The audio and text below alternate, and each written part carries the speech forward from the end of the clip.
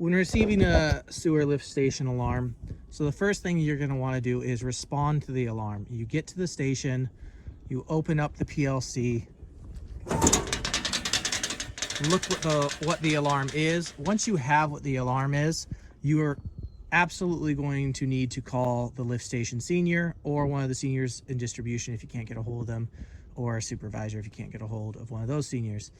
And you're going to describe what the alarm is, and then they will walk you through the procedure to clear that alarm, or how we're going to go about, taking care of the problem.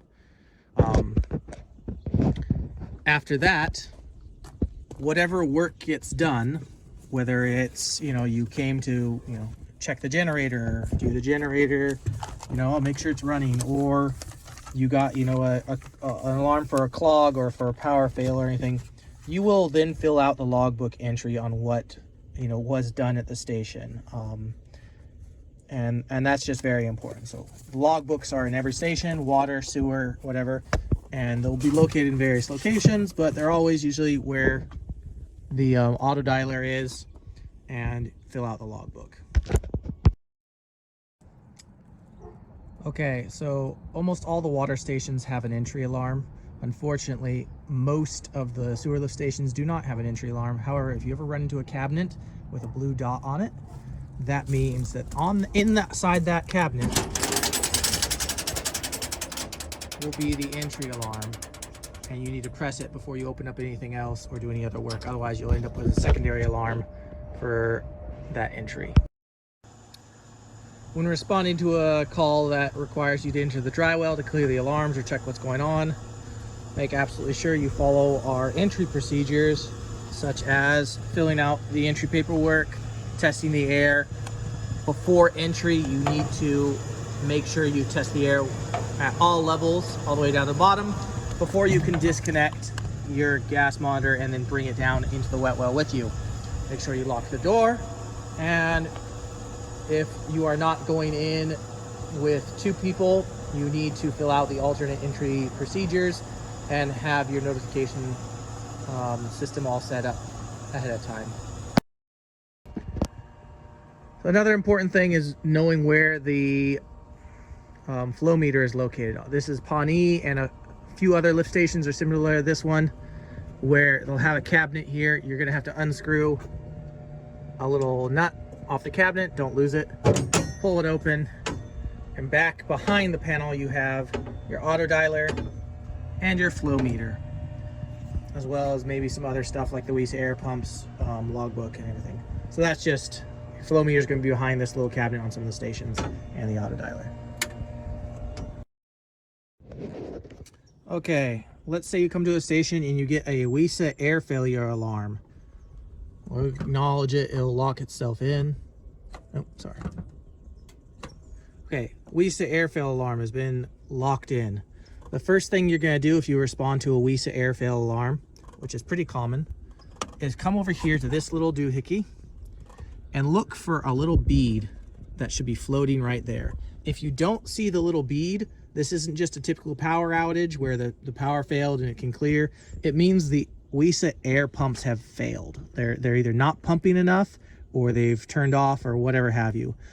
So you will open up this cabinet, or they'll be located somewhere else, and you will find one of these two WESA pumps, or in this situation, an Alita pump, a little bit bigger.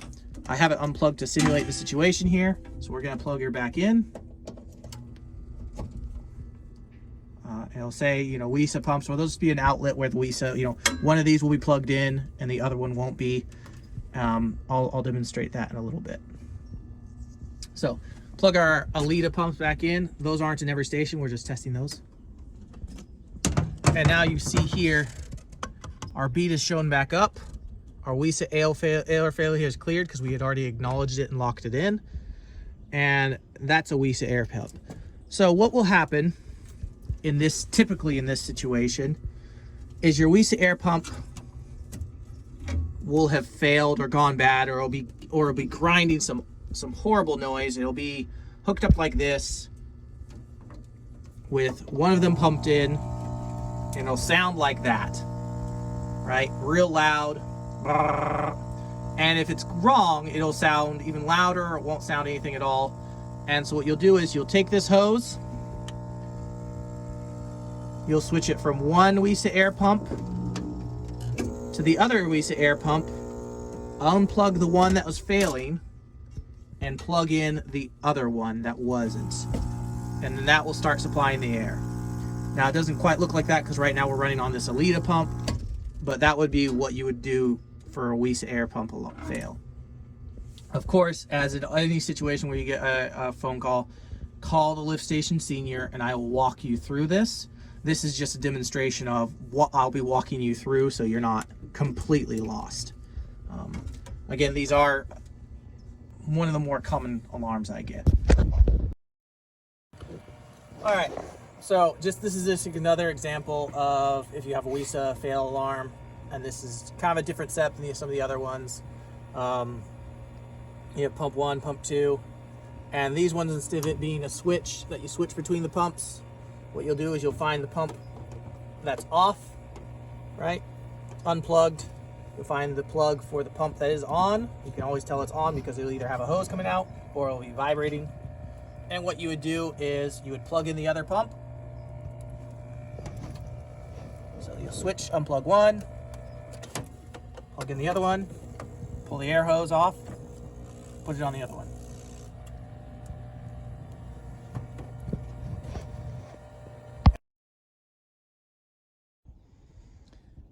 Okay, sometimes when responding to a call, you might have to check the generator. Gen key locations vary. Sometimes they're in the upper cabinet here, and sometimes they'll be in the transfer section. It's hard to... Each key has a label, Clearbrook generator key, and it works for that generator as well as several others. A lot of them are interchangeable, but just make sure that you always replace the key with what it was. So there will be a generator key for each generator. You just might have to look for it. Either it's usually in the white one or the other one. If you get a call and it is because there's a PG&E power fail at a station and the generator is running, you are going to go to the generator, open it up, the engine button, and you are going to scroll down, look at the engine hours, 6.5, and check out the engine hours. You will log the engine hours, and then sometimes on this main menu, if you scroll down, you'll see the fuel level. This one does not show fuel level, so you will go over here, and you will note the fuel level. And you'll write that down in the logbook or on the generator logbook, whichever one.